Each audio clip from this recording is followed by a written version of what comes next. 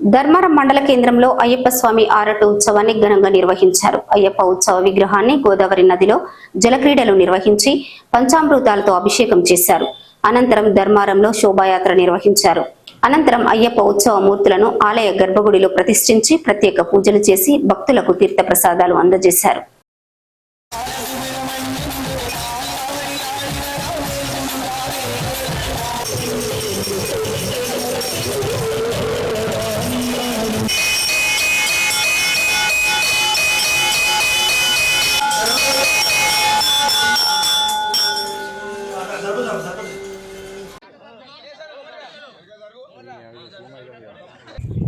ధర్మారం ధర్మసంస్థ ఆలయ ప్రతిష్టాపన సుమారుగా 24 సంవత్సరాల క్రితం జరిగింది. ఈ ఆలయం దాదాపుగా మన శబరిమలై అయ్యప్ప స్వామి యొక్క ఆలయ ప్రకారం పోలి ఉంటుంది. ఇక్కడ జరిగేటువంటి ఉత్సవాలన్నీ కూడా అక్కడి పద్ధతిలోనే జరుగుతాయి.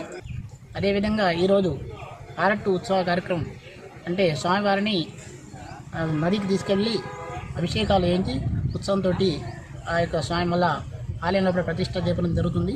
అదేవిధంగా శబరిమల కూడా ఈరోజు స్వామివారి ఆరట్టు ఉత్సవంలో కూడా స్వామివారిని పంబా నది తీసుకొచ్చి అభిషేకాలతో మరి మళ్ళా తర్వాత ఆలయంలో ప్రతిష్ట జరుగుతుంది. తర్వాత ఈ ఆరట్టు ఉత్సవ సందర్భంగా స్వాములకు కానీ భక్తులకు కానీ అందరికీ కూడా అన్నదాన కార్యక్రమాలు కూడా చేపట్టడం జరిగింది. అదేవిధంగా ప్రతినిత్యం కూడా ఒక 40 రోజుల క్రితం నుంచి అన్నదాన కార్యక్రమం కూడా ఆ యొక్క ఆలయంలో కూడా వారి యొక్క ఆధ్వర్యంలో కూడా కొనసాగుతున్నాయి.